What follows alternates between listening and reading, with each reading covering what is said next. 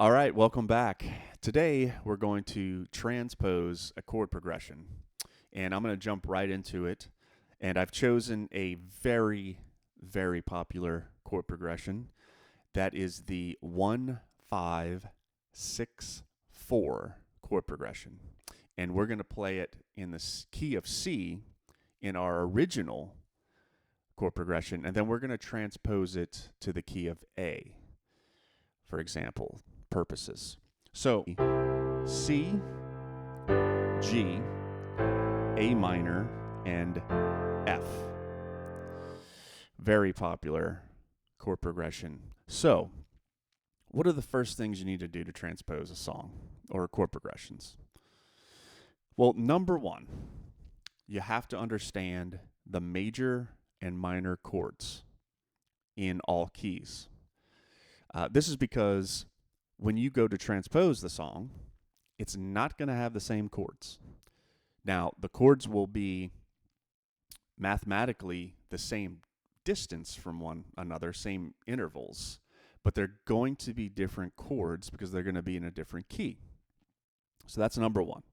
Number two, you need to understand the chord progression for the original song. I've just chosen the 1-5-6-4 chord progression as an example, but you do need to know what the chord progression is for the original song that you're trying to transpose.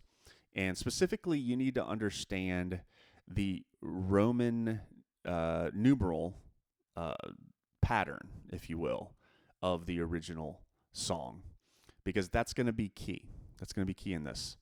So understand the chord progression of the original song in its Roman numerical chord progression pattern.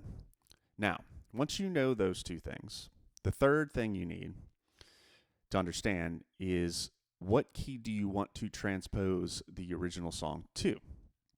Now, I think for a lot of examples or reasons you would even transpose a song is because you want to either lower the song or raise the song in terms of pitch for a vocalist, typically. So, for example, if you're a baritone, you've maybe taking a song that's in this key of C, maybe you want to lower it to 3 half steps in this example, which would be from C, 1, 2, 3 half steps to the key of A. So you're going from the key of C to the key of A so that you can sing over it. If you're a baritone singer, you can sing it more comfortably within your range. And the opposite is also true if you are a tenor, if you're a male singer, soprano, female singer. If you're a higher vocal range, maybe it's more comfortable to raise the key of a song to sing better over it. So what key are you going to? What key are you transposing to? In our case, we're going from C as the original and A as the new transposed version of the song. Okay.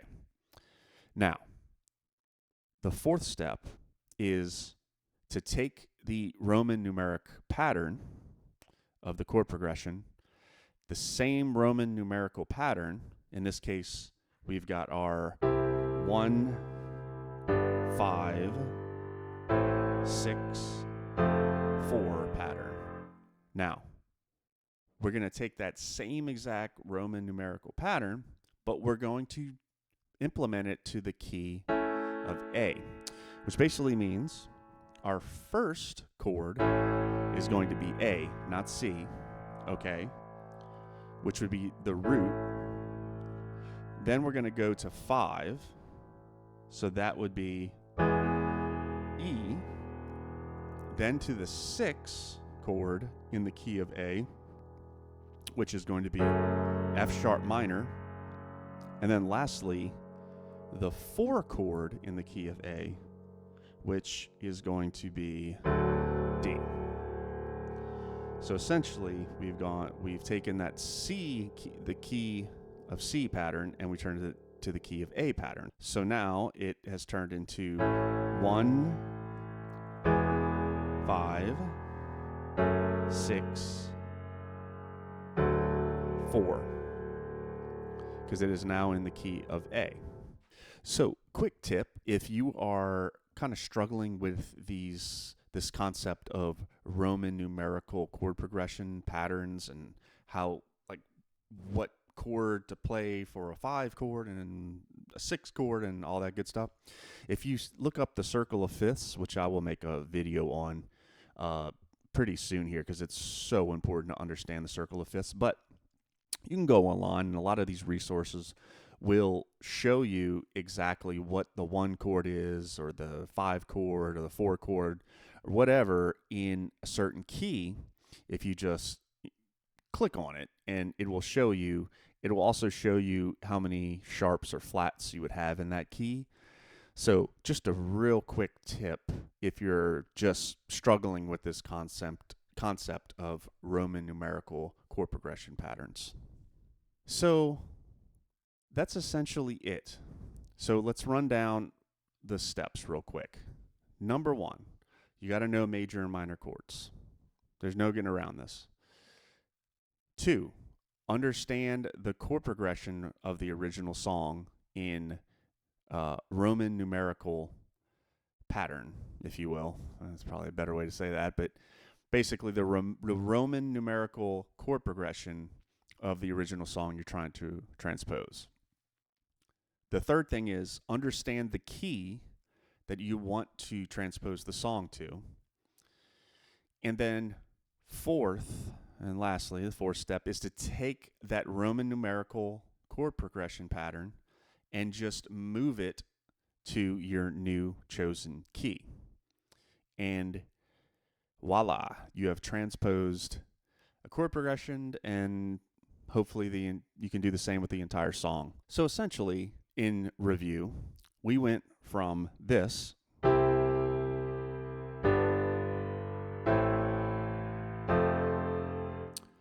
to this.